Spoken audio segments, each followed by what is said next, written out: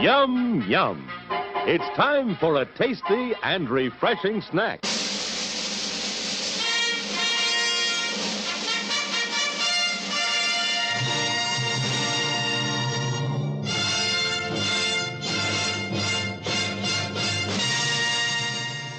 You know who I can do without? I can do without the people in the video store. Which ones? All of them. They never rent quality flicks. They always pick the most intellectually devoid movie on the racks. And now, on with the show. My name is Alice. I worked for the Umbrella Corporation, the largest and most powerful commercial entity in the world. Shut up, little girl. Will you two shut up? Shut up! Shut up! Shut up! Shut up! My name is Alice. I worked for the Umbrella Corporation. Let me tell you a little story about a man named Shh. Shh. Even before you start, that was a preemptive shh. Just know I have a whole bag of shh with your name on it. Hey guys, what's going on? You are listening to thisweekingeek.net, and welcome out to Loose Cannon Edition. I'm your host, Mike the Birdman, but I'm not alone as I trek through the ruins of Racoon City. I'm joined by fellow Stars Department member from the Royal City itself, Adam A. Donaldson. And of course, he doesn't look as cool as Wesker, but from the great state of Ohio, David Denoyer, coming to you from Ohio. And of course, our bioorganic weapons expert from the Garden State of New Jersey, Ken from this anime. I was kind of running out of things like how much more Resident Evil bullshit can I throw onto this pile? I tried. So anyway, guys, we have gone through 6 for the most part, Resident Evil movies, and it is now time to rank them. This is very similar to how we did our Halloween and the Scream rankings previously we've done on this podcast, which again, I think is a pretty cool idea. I think maybe for next year, oh man, we have so many horror movie franchises that go into like double digits at this point. We've got Chucky, we've got Phantasm, Friday the 13th, Nightmare on Elm Street, Saw, Puppet Master, if we really want to torture ourselves. I'm gonna opt out of Puppet Master after. I will second maybe that 6. One. I love those movies, but at the same time, declining returns as the series goes on. But yeah, unfortunately, even the World War II ones. Retro Puppet Master is a good time, man. I like the third one more than I realized, mostly because I like Six Gun, but at the same time. So we are here to talk about the entirety of the Resident Evil franchise with an honorable mention to Welcome to Racoon City. Do not expect it to show up on many people's lists, but I typically trust Dave to assemble these lists, mostly because I consider you to be the most nuanced out of all of us, aka OCD. I'm 90% sure that Ken and I both made a letterbox list of rankings on this, I think. Yes. Okay. So I don't really have mine really assembled. I'm going to say probably my number 1 is still the first one. Number 2, that's hard to say.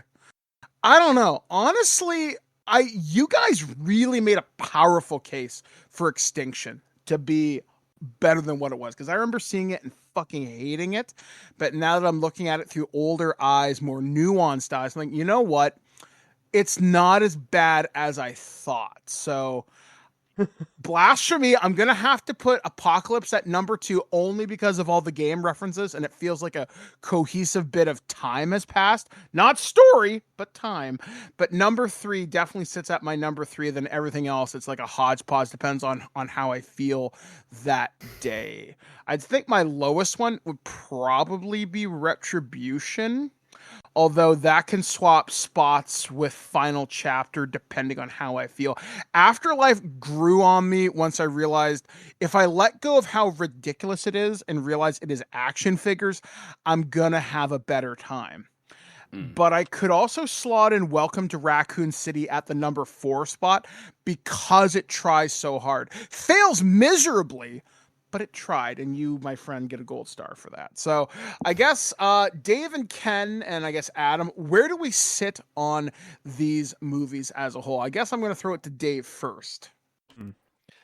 I think as a whole, if you asked me, about let me think about this, probably about 10 years ago, maybe even shit, I'm trying to remember when I first really got into these movies. It probably would have been I would say 10 to 15 years ago. If you would have asked me what I thought about these movies, I would have said that they were awesome, that they were great horror films, great action movies. And I'll be honest, I think I said this on the very first episode. I just had not revisited these in a while because I just did not feel the desire to or the need to, unfortunately, because A, I was kind of worried about what I was going back to, but B, I just knew that these movies were very of their time. And I would say, as a whole, looking at this series, it's not a good Resident Evil series in regards of connecting it to the game. This is a solid film series for people that love popcorn movies and love very dumb outbreak zombie-esque movies. Like, I know we made the joke that these are better than like the freaking oh goddamn, I'm blanking on what that fucking series was. The Dead Rising movies. Yeah. I know we said these are obviously better than Dead Rising. This is not films. even a question. I think it is easy to say, if you look at the Resident Evil films as a whole, and even putting in Racoon City with that, these are genuinely dumb, not very well aged movies in the sense of their plot, and probably never were when they came out, for that matter. But they are absolutely of their time. They're still entertaining. Yes, there are some bad apples in the bunch. I think more so the back half of the series is way more fun versus the front half. I think we can probably all agree that spot number 6 in this ranking is the final chapter, I would hope. I don't agree with that. Yeah, there are parts of Final Chapter that I really, really like. I think because it took a weird risk, which I did not expect to like the Final Chapter as much as I did. And that was a genuine surprise to me. All right, well, here's my jest back. I to think that real quick. me and Dave. There we go. Agree. All right, that's how this podcast is gonna go. All right, let's deal with you fuckers. I see how it is. Go for it. Yeah. Final chapters. Dead at the bottom here. Yeah, like I put it dead at the bottom on my side because I think Final Chapter was the one that genuinely made me happy that we were done. We were done with this, preparing for this podcast, because it was just like, I had so much fun with 3, 4, 5, and then we get to 6, had not seen 6. It was the only one of the series that I had not seen. Yep. And just everything that I'd heard about it was absolutely true. Uh-huh. I love the audaciousness, though, of just throwing out everything the last chapter. It just like I don't know if it's a fuck you or if it's like, we don't care because we know it's the final one. I just love that it, like, in an era where, people go to Marvel movies and watch it 5 times so they can scan every corner of the screen to find every last Easter egg, to know where it's going, where the series is going next. Here we have a series that says, why bother? Just, sit back. I mean, enjoy the ride. It does take balls. It does take balls to set up the ending of 5 and then be like, well, anyway, that happened and it was a huge trap, but you don't get to see any of that. So they're having a flash end of the no White fun House for and yada you. yada yada. Alice is the only one left alive. That I kind of love that. It's like not particularly smooth. It's not particularly like artistic. Just like I've been trying to build up to a thing for 5 movies, and I decided I'm just gonna throw that away and do this like oneer. And that's the final chapter. I'm answering a ton of questions you never asked because I never laid out the breadcrumbs. Okay, well then I have to ask, what is number 6? If it's not final chapter, both you and Mike, what is number 6 then? For me, it's Apocalypse. For me, it's Retribution, only because I think it disrespects a lot of the characters. Like I said, I can appreciate that Ada sounds like Ada.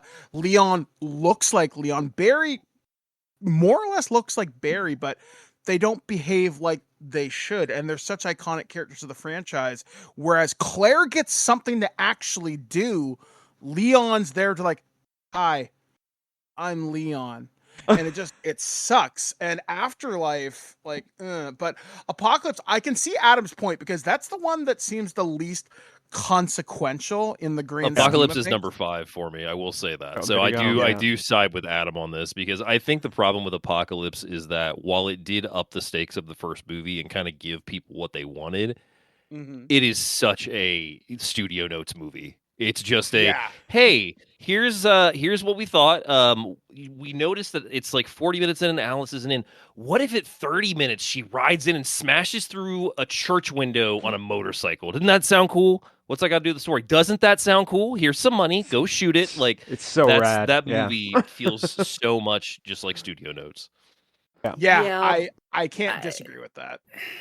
I don't know. For me, I would rather watch Apocalypse because at least it feels more Resident Evil as opposed to the first Resident Evil where it's like, yeah, we're just doing in-name only shit.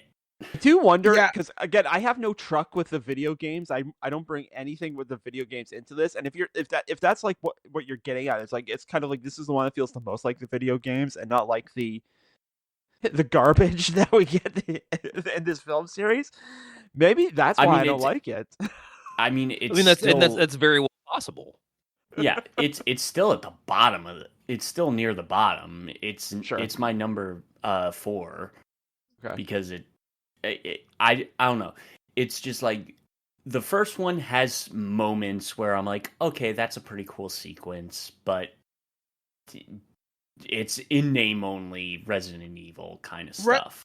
Resident Evil 1 shares a lot of DNA with the games. I would even argue it feels like later editions, like Resident Evil 7 and Village, where you're going through spooky things. Resident Evil 1, it doesn't need the tyrant. It doesn't need the lickers.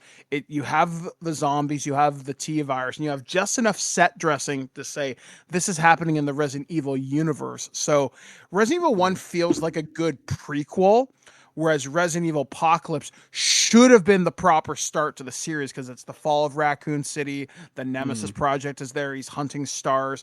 There's all the ingredients are there. The problem is they're not in the proper measurements. Like I said, Adam has no skin in the game, whereas Resident Evil 2 has Leon, Claire, Ada, and Jill Valentine, whereas we get Alice, who whatever. We do get Jill, which is, again, you get characters who look like the STARS members, like Chris, but are not. And there's just, like I said, the toys are on the table, but they're not used properly. And that's my biggest problem with Apocalypse is, all right, cool. She's like Trinity from the Matrix. That's awesome, but why? That is awesome. Yeah. So where did you put Resident Evil then? Because I put it at 4 on my list. Resident Evil is number 1 for me because it has all the right ingredients for me to feel like it fits in this universe. Now, I am fully willing to own that could be nostalgia goggles speaking, but going back and rewatching this, because I did watch it 3 times in preparation for this podcast, and I was like, what about the first one do I like? For me, atmosphere, design, and it has just enough Easter eggs in there for dorks that it feels good. For me, the thing that really sells that one, for me, it's obviously not the horrible CG liquor, but it's the last couple minutes where Matt gets taken away and the doctor's like, I want him in the Nemesis program. Cool, I dig that. And then when she's wandering out onto the streets and you see the reference to Day of the Dead Walk, and she goes out and finds the RPD shotgun. You can see the STARS logo and the RPD logo on one of the cabs, and the shot pulls out to the destruction of Racoon City. I'm like, all right, that's a great setup for number 2. Don't fuck it up, which they did. But Resident Evil 1 fills that need for me. Like, okay, for a Resident Evil movie of its time, okay, sure. I was at number 2 for me. I feel like it's the one I'll go back to. Not the least, I would say, but the reason I kept it out of my top 3 was it isn't one that I'll go back to like on a whim. It would not be a choice that I would pull out of the collection to be like, oh, what do I want to watch like on a Saturday morning? Like, it wouldn't be that go-to. It wouldn't be that startup for me because it's just like, I don't know. Like, maybe it's because I got to it late, but I think overall the movie lacks a lot of action. and is very much a kind of a mystery thriller more than anything. I mean, when the action is there, it is there absolutely, but Yeah. it feels like it's not there at a point that like that movie is interesting for me. Like I will say I do really, really enjoy the scene where dude is going to blow his head off, and here's the gun go off, and she thinks that it's done, and then here's the gun and go off again. I do love that kind of like emotional attachment they have to the characters, but overall, I do think there's also a lot of characters in that first movie and that second movie that are kind of just chuffa. Yeah. It's number 2 for me because it's like the 2002 scrapbook where you're flipping through it and you see like you just remember everything, down to like Marco Beltrami and Marilyn Manson doing the soundtrack. That's nothing more there's nothing more early 2000s than those two guys doing a soundtrack for a horror slash. Absolutely. No, Time Capsule is definitely there for it. Absolutely. Yeah. And I do like one of the things I like is going back and watching older movies that are based on video games is how they try to incorporate like video game-ness into it, and that's one of the things that amuses me 20 some odd years later about Resident Evil 1 is how it's like, let's go to the map and see where we are in relation to the whole complex. It just tickles me. And again, it's like for me, Extinction's number 1. Just 2. Because Extinction feels like an actual movie was attempted to be made. Yes. And succeeded at doing that. Yes. The other ones, I'm like, these are running on the cusp of not being actual movies and just being action throwing shit at the wall kind of stuff. Well, I feel like Extinction also has a piece of really docking in on the survival horror to an aspect that they hadn't done in the movies yet. And that felt a lot more like the game. It has something to show and say, as opposed to the other ones where it's just show. Russell McKay, knew what he was doing with 3. 3 is actually number 2 on my list. I think Extinction's probably the one that I really took note of, and I think that was around the time that my uncle sent me all of them.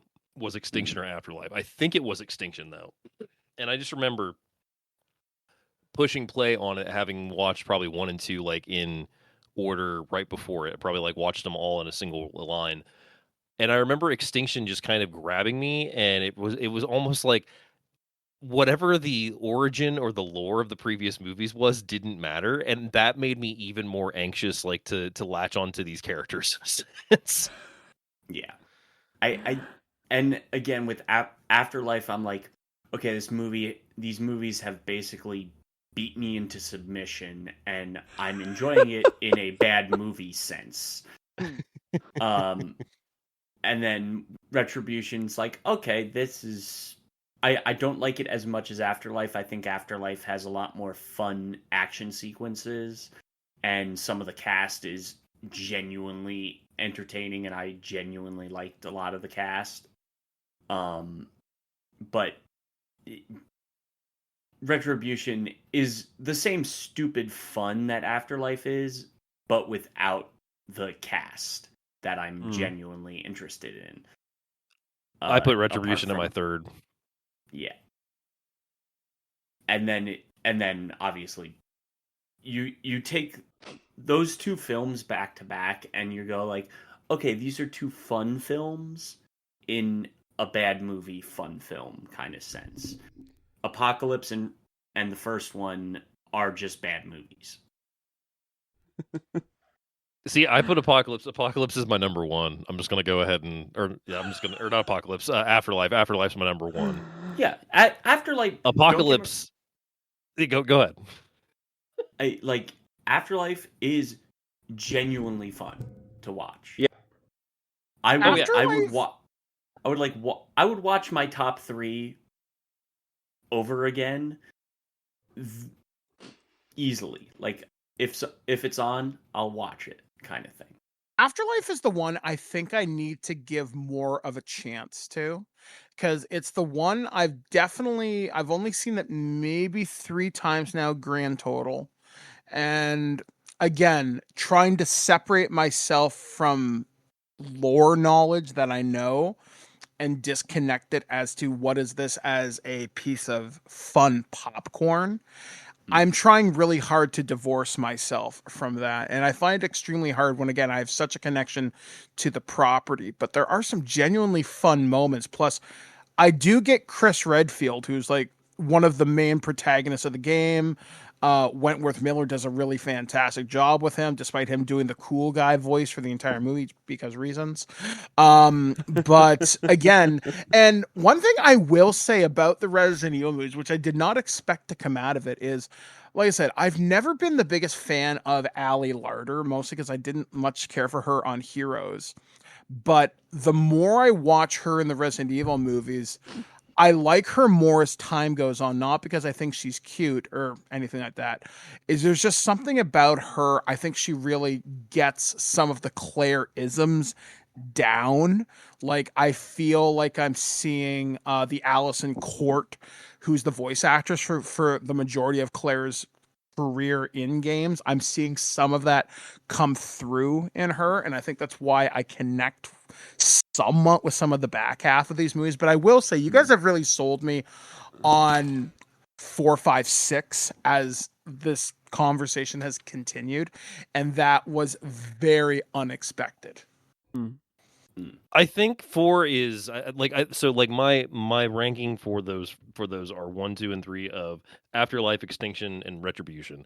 Like I said, I think I enjoyed the back of this way more so, or I guess the midpoint. I mean, you could say, but I think 4, especially for me, worked because it was giving that whole sensation of, hey, you're here for a Resident Evil movie. We got some monsters, we got some guns, and also we're trying to solve this mystery of where this shelter spot went, like where this ship is gone. And I just kind of loved that whole adventure side of it. It's just like, well, shit, yeah, let's find Arcadia. I'm in for this. Let's go. Like, it just gave me that whole motion to get in sync with the story and also kind of pick back up on what had been situated from the previous film. But I think also the problem I have with this as a series as a whole, and getting into why I like the end of it more than the first, I think the story is shit.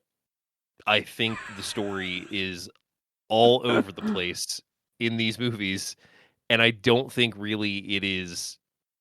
I don't think it's focused very much on it. And that's why I think I lean more into the aspect of the simplistic story sides of, the first of hey, let's go find Arcadia. Second one is, hey, we're in kind of like a time loop and seeing how things went and whatnot. I feel like those movies especially just kind of got me to a point that it was just like, I didn't care so much about what the movie had been trying to set up before. And it should be a sign that you have a lot going on. Like I said in the previous episode too, when Alice starts the movies as being like, hi, my name is Alice, previously on Resident Evil. Like, it's just, that's kind of a dead giveaway that maybe you have a lot in the movies and you're kind of worried that the audience isn't encapsulating all of that knowledge. Especially, well, I understand doing it in Final Chapter simply because of how much time had passed between Retribution and Final Chapter. And to be fair, they did an extensive one for Final Chapter, obviously. 5 years, yeah. No, I like it. I like Resident Evil when it gets ambitious. So I ranked Retribution higher than Afterlife. Like, Afterlife in many respects to me feels like kind of a retread of Extinction, where it's like Alice on her own trying to find other peeps, finds Claire, they go to the prison, they find a bunch of new survivors, then they're off to find Arcadia. It's something kind of repetitive about it. Meanwhile, you get to Retribution and it's like, I'm not saying it's successful necessarily, but it's like the ideas of like multiple Alices and the testing grounds and having all the old characters come back in new variations, and it's, again, it's not successful, it's not necessarily like well thought through, it's not academic, but it's like one of those times. It's like W.S. Anderson has some thoughts. He has some like real like, can I use this to do things other than as Mike said, like the action figure stuff. Yeah. And it just like he's trying like an Extinction. I mean, it's Russell Mulcahy, but it's like, what if we do like a straight up survival story and like just open up and the Earth is like dead. Forget like we're not going from a step A to B to C. We're going from step A to B to K, and we're just roll with it. We're gonna just the Earth is dead. Everything's dead. There's some few people alive. Allison is out there, getting around, and so are these other people. One or two of whom you've met before. It's just go with it. Resident Evil. There's this certain like this, which is why it's my number 2. But then, Retribution, because it's got a little bit more ambition. Final Chapter, because it's a little ballsy, a little cocky, just throwing the baby out with the bathwater and doing what it wants. It's like the kind of like more, I guess, the less innovative these get, the more they go down my list. I would be very curious to know what Capcom executives were saying when these movies were being shot and the dailies came in. I honestly think it was more, how much money did this make? Okay. Yeah, and like it's so weird because Capcom has always been weird with their properties, but Resident Evil, they're like, okay, just make us money, do what you want. Yet every time they make a Street Fighter, it's shit or it gets beloved long after it's come out of theaters and it's like a cult classic. Stuff like that, I will say with like 7, you can sort of see the influences that the movie series had with like 7 and 8. Mm-hmm. You definitely feel like the movies kind of influenced at least the devs that worked on those 2 games, and who knows, 9 probably has a similar kind of vibe to it. Mm-hmm. I wonder if anyone at Capcom even really cared at all, because like these games are bestsellers. Video games as an industry makes exponentially more money than the movie industry. I also think that as from a Japanese perspective, the Japanese audience, they're dumb popcorn flicks. Well, it's weird how there was never any crossover between the movies and the games. And what I mean by that is like when these movies came out, like Extinction was what, 2007, right? Mm-hmm. So we had Resident Evil 6 was out around that time. Resident Evil 5 was 5 and 6 were around when these movies came out. So you could have easily dropped in DLC for like, here's Alice's shotgun, or for Sheva, who was the companion character to Chris in number 5. Here's Alice's red dress or her cat suit from Extinction or whatever. Like there were options, and I'm very surprised. That was at the time DLC wasn't a big thing, though. Right. I would argue that, mostly because that's when a lot of people were talking about microtransactions being big. Now, promotional tie-in DLC during this time was significant, but it was always tied to retailers. Like you can get the portal gun from Mass Effect, but only if you pre-ordered from GameStop, that sort of thing. So again, I found it very weird how we didn't get some sort of cross-promotion with the games, but to speak to like Adam's point, did they even care? Like, I don't know. It's kind of strange because, like I said, Capcom, they have such a wide catalog of properties, and for certain ones, like with Resident Evil, clearly they gave them enough shit to say, "Hey, make us money." Yet me, Ken, and Dave watched the Dead Rising movies, which are fucking terrible, but the story's really fun and interesting, and there's a lot of room for satire and commentary there. And those movies are fucking atrocious. I mean, getting not Will Arnett, who's the guy they had play Frank West. He's sort of like the discount Will Arnett. Help me out here. Oh God, I can't think.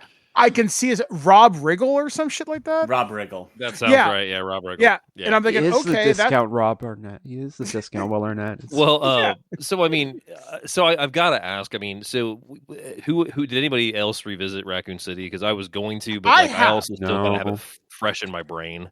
So the thing about Welcome to Raccoon City is it is baked in so many Easter eggs. The director, I think he did like 47 meters down and 47 meters down uncased. So he did. So yeah, he's, he did. So he's the shark guy. But that being said, I could really tell he wanted to have fun. He understood the assignment, but I don't think he knew the tools that he had. What I mean by that is you look at how the characters are portrayed. Leon is supposed, like in the games, again, it's his first day, he's supposed to suck.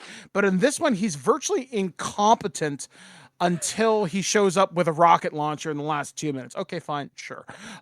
Claire, not bad on the nose. Even having one of the Amel play Redfield, not bad. Weird casting for Wesker, and he doesn't really feel like the Wesker we know and love. So, okay, fine, sure. I'm willing to let that go. Having one of the guys from Letterkenny as Brad Vickers was a bit of a choice. I remember the movie just was overall fun, but it tried to do too much in its runtime. Yes, exactly. Trying to cram the story of Resident Evil 1 and Resident Evil 2, and then it's layering in stuff from the Resident Evil remake, which with like Lisa Trevor, it's trying to, there's bits and pieces of even Resident Evil 0 in there. Like, if you're going to do the homework, that's fine, but don't try to cram 20 hours of game into 90 minutes. Nemesis rips the roof off the train. Is that what I'm remembering correctly? I think that's one of the leech guys from number. I just remember there was a reveal of a Resident Evil 3 creature inside of that movie, and I was like, damn, they're trying to cram as many in here as they can and like still make this like feasible. Because I remember it being a fun movie, but I also remember being like, okay, I've seen that, and like haven't had a desire to go back to it. But I would be curious now, having watched all of these, to revisit it. I just remember it being, again, another fun movie with some decent scares. And it was fine. It didn't like, reinvent the wheel. It didn't save the Resident Evil name for movies, but it was fine. It just also felt like, again, it was just like, do they know what to do with this franchise when it comes to films? Well, it's weird because they tried to do something a little bit different. So they talk about how when Umbrella left town, the town was in ruins, and you see people are slowly getting this like shadow over Innsmouth look to them, how like their hair's falling out, they're slightly deformed. One of the people writes itchy tasty, which is a reference to the first game. And I'm thinking, okay, that's interesting. So, and from what I understand, the budget for this movie got reduced drastically. Yeah. So the director had to pivot really quickly. But again, it was also during the pandemic too, which probably is why their budget got cut. So drastically. Did it go to streaming? No, it went to theaters. I know. I saw it in theaters. Thanksgiving weekend and American Thanksgiving. Yeah, because I remember seeing it in theaters. I just couldn't remember if this is one that got released to streaming in the U.S. or not. They sent that thing out to die, basically. Yeah, opened against House of Gucci and Encanto. Yeah, which I'm just gonna say it. House of Gucci should have been called Gucci Fellas, and I will take my time back, Senator. Yeah, like I don't know, like I found the benefit of time has been a little bit more kind to Welcome to Raccoon City, but to Dave, to speak to you, you're not wrong. Like it's like Hollywood doesn't know what to do with this IP as a whole. I watched a review, very, very in depth, of the Resident Evil Netflix series. And I do not know what the fuck they're doing with that. They turned Lance Reddick into fucking Blade for some reason when he dresses up as Wesker, and it doesn't look right. And again, I'm okay if you want to race swap, gender swap people, as long as it's cool and I know that's supposed to be who it is. I wouldn't mind seeing Lance Reddick Blade now that we're talking about it. Yeah, I mean, I know he's passed away, but but still. Even if he was the voice, that would have been sick. But yeah, it's like I don't know how you adapt this property unless you either A, do it as long form television and give the time the series to breathe. Don't cram your social commentary into it unless you know precisely what you want to say. Or honestly, and this is going to sound fucked up because we've spent literally 3 shows bitching about this. When you take the game lore away and just drop in zombies, T-virus, monsters, go to town, it works because we saw how successful these movies were. When you adapt it to the lore, look what happens to Welcome to Racoon City. It doesn't work. Even the animated stuff has been hit or miss, but only super fans are going to seek that out. You're not going to get butts in the seats having a fully well-adapted Resident Evil animated movie that follows the games one for one or whatever. Even if you put like a major Hollywood cast behind it as the voices, it's just not going to happen. Mario is one of those rare examples where it worked, but it's Mario. It's the IP that automatically sells itself. Resident Evil, I wouldn't exactly go so far as to call it niche, but you know your audience. Right? Well, and I will say those animated movies are pretty decent. What is it, Damnation, Regeneration, and is there another one? There's like I think there's like 5 or 6 of them, I think. Yeah, there's a bunch. Damn, okay, well, so there's someone got, but the few that I've seen, those are really fucking good. So if anybody is listening to this and has not seen the animated films, they're fantastic. And I mean, and they're all pretty quick for the most part. I think they're all like under 90 minutes, if I'm not mistaken. Yeah, like they sort of feel like the DC animated book of doing movies. If they're short, less than 90 minutes, you can do really awesome adaptations of complicated material because you're not held back by budget. You can change the story just enough that it's recognizable. Like, I think they even did their own version of Code Veronica in the animated series, whereas Code Veronica, to do that, they took elements of that into these movies and it never quite worked right. Like they took the Ashford name and like, unless you played Code Veronica, that means fuck all to you. So it's like, okay. So I guess one of the questions is like, when you look at this franchise as a whole, how do you make it work? Or is it possible to make this a major long running film franchise that either A, gets better with each successive entry, or becomes another dumb popcorn thing? How do you stop it from becoming Fast and the Furious again if they reboot it? I mean, rebooting it.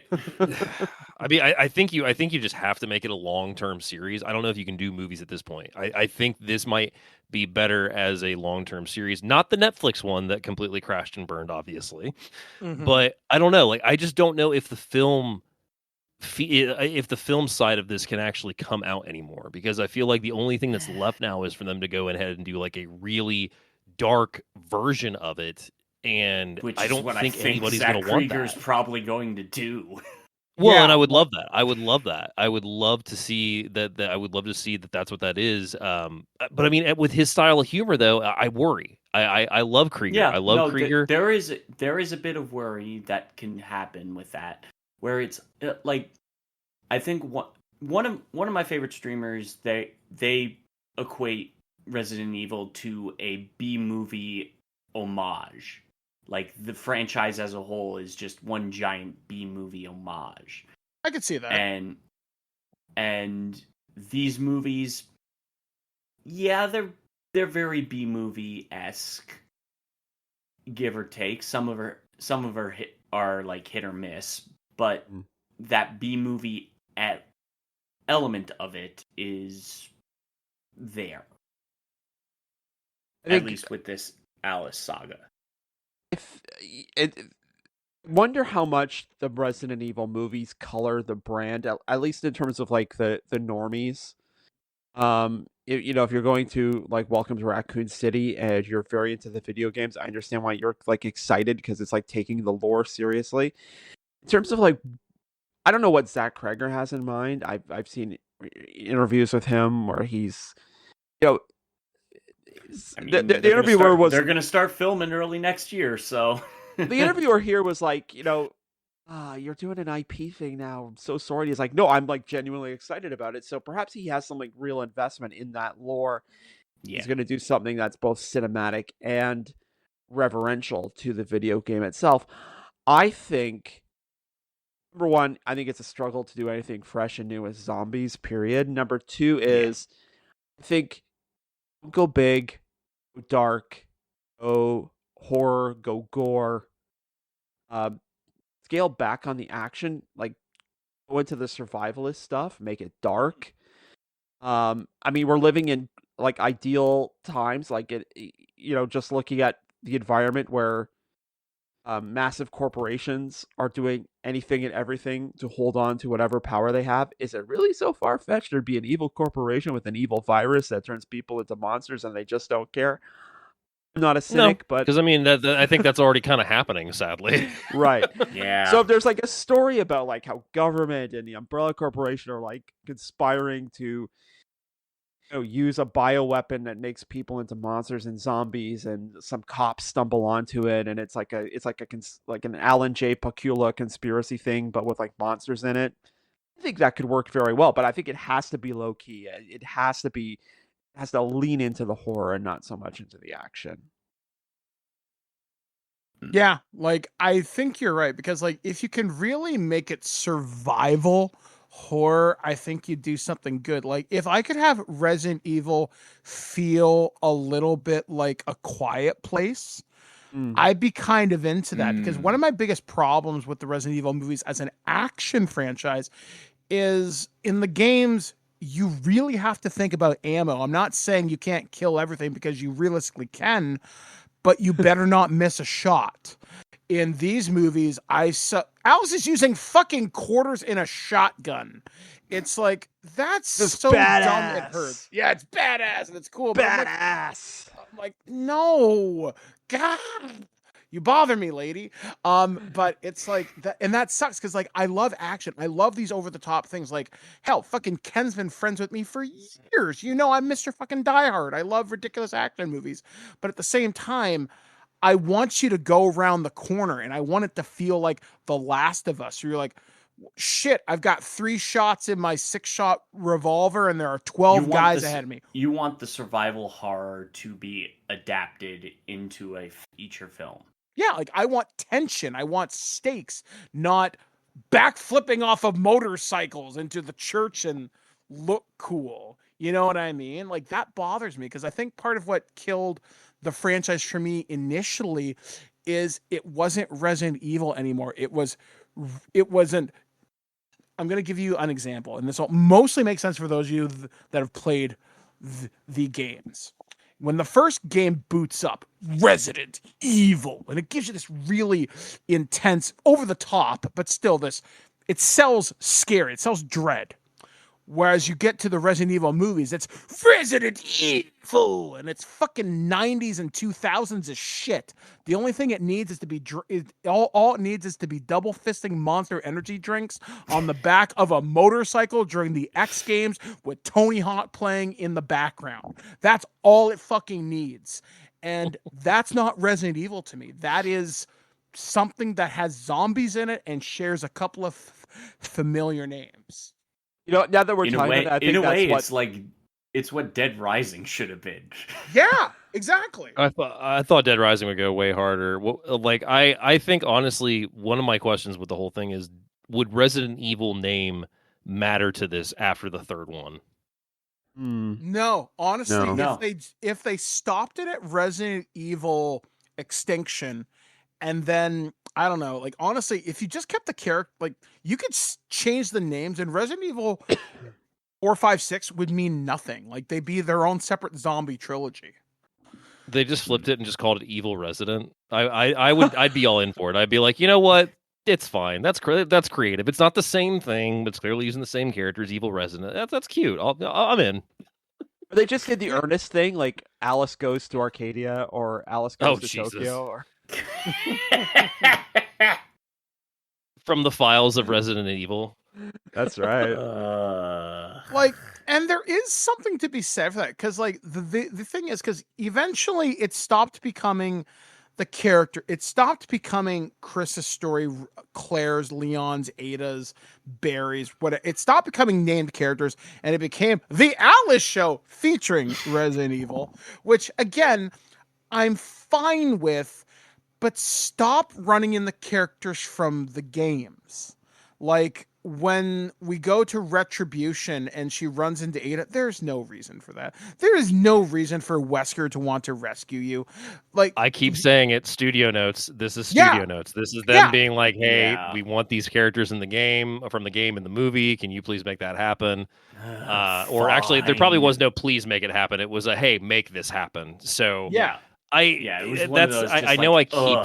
Fine. I keep repeating that, but like there's so much stents of studio notes throughout this entire franchise, and I think that's why I just lean into the, hey, let's have some fun with these 3, 4, and 5. To be fair, if you've seen anything of Sony's output in the last like decade and a half, that's pretty much the summation of Sony as a studio in general. Is studio notes the movie? I mean, keep in mind, somebody made the smart decision to be like, hey, this K-pop Demon Hunter movie, we don't know what to do with it. Hey, Netflix, you want this piece of shit? It ain't gonna do anything. Yeah, that's... Yeah. I'd love to get the Sony email leaks over that one. I have to believe that exec is no longer with the company. I have to believe that you let that movie go, you're no longer with the company. There's no fucking way. But I mean, it's the William Goldman thing. Like, nobody in Hollywood knows anything. Like, who would have guessed K-pop Demon Hunters would be that big? And like across streaming, across the box office, across like Spotify listens, merch. As of us recording this episode, I just watched it over the weekend for the first time, and I'm in. I understand now. So, like, you have to give it a whirl. I feel it. Like, I think it's a lot of fun. And if anybody hasn't seen it yet and has been on the fence, you're listening to this right now, give it a whirl. It's actually a pretty good time, no matter if you're a tween girl or whatever now. And you will fall in love with that. You will fall in love with that derpy ass tiger. Now that's the shirt I want so bad. Yeah, the tiger is awesome. Now, here's a question for the group before we start to close things out here, because I know all of you have seen stuff I never have. It's just, this is the reality that I live in. You guys know more than me. So, is there anything that's comparable that might be a fun time for people to check out? If you like Resident Evil, maybe you'll like this. So I don't want to say it's comparable because this is something that is not very easy to track down, but it is a film. It is on record as being inspiration for Resident Evil games, and that is Sweet Home from 1989. And I just watched that recently, Japanese horror film, and it was really, really just like a solid haunted house romp because it kind of goes for that whole thing of the creepy mansion, shit has happened in it, and now these reporters are going inside of it. So that was served as inspiration for the Resident Evil movies. I just watched it recently. Like I said, it's not super easy to track down, but it is out there. Sweet Home from 1989 is a really fun and like Houseu kind of esque time. It's got that really balls to the wall feeling of it once it gets going. It's a little slow in the beginning, but once it takes off, man, it takes off. I would say probably the later Saw films. Once you get to some of the more later ones like 6 or 7. 7 probably the most because 7 is just balls to the wall. We're just doing whatever, and to me the Saw franchise actually works as a franchise because it doesn't take it. Its whole premise is the final act. We have one wacky ass twist. Don't think about it. Because if you think about it, it makes zero fucking sense why the killer would do what he does. That's a good comp is the Saw movies because those are like also like very lore heavy. And once you kind of start unwinding the lore, it doesn't, because they keep adding like a new layer. As soon as you hit after the third one, it's just, we're just having fun now. We don't give a shit. And I'm an apologist for the Saw movies, like even Spiral, the Chris Rock one. That's the only one I really am not a fan of. I like most of the Saw movies. Spiral is just tough. Spiral, I have not suffered through. Same here. I have yet. I kind of dig it's it not because... even. I'll be honest. It's not even suffering. It's just. You can predict it a mile away. It is very paint by numbers Saw film, and like I said, it's very predictable, and it is in the universe as much as it can be to be included. It's incredibly predictable. Yes, I love watching.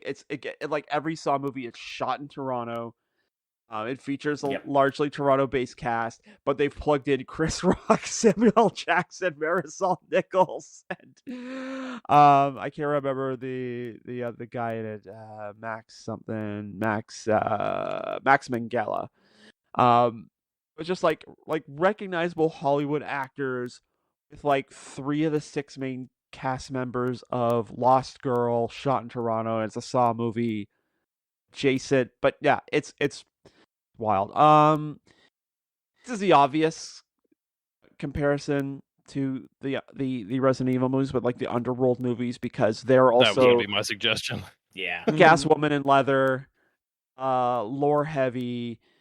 Sequels tend not to care what the predecessors were doing or setting up. Also, there's less movies. 5, yes, it is 5 movies. That's true. Yeah, no, for sure. But I find them very enjoyable in a similar way. It's just like good, like they're just good hangover movies. You just plug them in and let them rip. And it's interesting that you had these two. I don't know if they were talking to each other, but they were definitely kind of yelling over each other. Yeah, they were at the same time. They were definitely at the competing ends of the X Games arena of the 2000s. So I'm just gonna throw this in here because I absolutely can. It feels perfect. Okay. The filmography of Stephen Sommers. Okay, that would be the films such as Deep Rising, The Mummy Returns, Van Helsing, and G.I. Joe: Rise of Cobra, along with Odd Thomas. I think Stephen Sommers had his finger on the pulse for that shit. Deep Rising is genuinely good. It is a I good time. love Deep Rising so much, and I love The Mummy. The Mummy is one of my most watched films according to Letterboxd, which does not surprise me. Yeah, honestly, that's the type of action adventure I really hope we get more of at some point, because there's something about, like, it's a very particular vibe, and it was just a good feel. I'd say for myself, I don't have a series, but I might be able to recommend Return of the Living Dead 1 and 2, because they're good zombie movies. They intersperse humor, and they're not overwhelmingly well armed. The zombies are a superior threat to them, but one of them takes they're both very goofy movies, but they're very fun. And that's kind of what I dig. I mean, in terms of zombies, I mean, there's another one where it features a SWAT team. And I think it's called City of the Living Dead or Hell of the Living Dead. It's one or the other. And they go to like Brazil or some South American country, and there's like a chemical leak. And that's what creates. I think it was one of Bruce Campbell's first movies. Dave, you might know what I'm talking about. I'm blanking on that one, but I gotta save you some hate mail, bud, and you gotta throw Return of the Living Dead 3 in there, because that is a very oh my god, I love that movie. Yeah, very well loved movie, and a very well deserved loved movie. And it's a little bit more serious than the other two, but Return of the Living Dead 3 is good.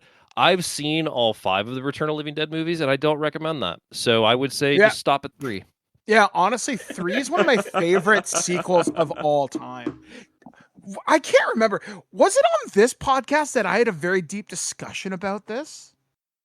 Or It's not? possible it was you and me talking early on. I can't remember that does sound familiar, but I do not recall personally. Yeah, like honestly, guys, seriously, the first 3 Return of the Living Dead movies are amazing. Melinda Clarke in Return of the Living Dead 3, unexpectedly unexpectedly deep, and the ending of that movie is fucking heartbreaking. But but in a good way. So go check that out. So anyway, guys, that's gonna do it for this special series of Halloween content. We've still got a couple more shows we're going to do. We're going to definitely do one on Hocus Pocus. We're going to do our best to squeeze in one more. We still have more Halloween content. I'm not sure what's going on with me, Aaron, and Alex. We're still trying to do some scheduling with that. And as of this recording, we're literally recording on Thanksgiving, so trying to make sure everybody's all lined up. So it's been a challenge, but we got tons of stuff. I did record the show with Enrique and James Rolfe, so that'll be coming out during the last week of the month, and it was a very good and fun discussion on us talking about what Halloween means to us, so it'll be a good time. So anyway, from the great royal city of Guelph, Ontario, Canada, we have been Adam A. Donaldson. From the Umbrella Laboratories in Ohio, David DeNoyer, telling you that if you want to watch the Resident Evil movies, just watch 3, 4, and 5. That's right. And from the testing labs of the Umbrella Corporation, Ken from This Anime, and I will never watch Final Chapter ever again. and I've been Mike the Birdman. We all died down here. We'll be back next time right here on thisweekingeek.net. My name is Alice, and I remember everything. No, God! No, God, please, no! No! No! No!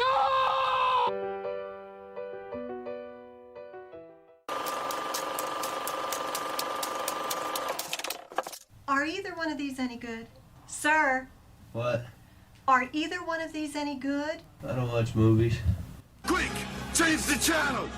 You're wasting your life making shit! Nobody cares! These movies are terrible! You're still here? It's over. Go home. Go.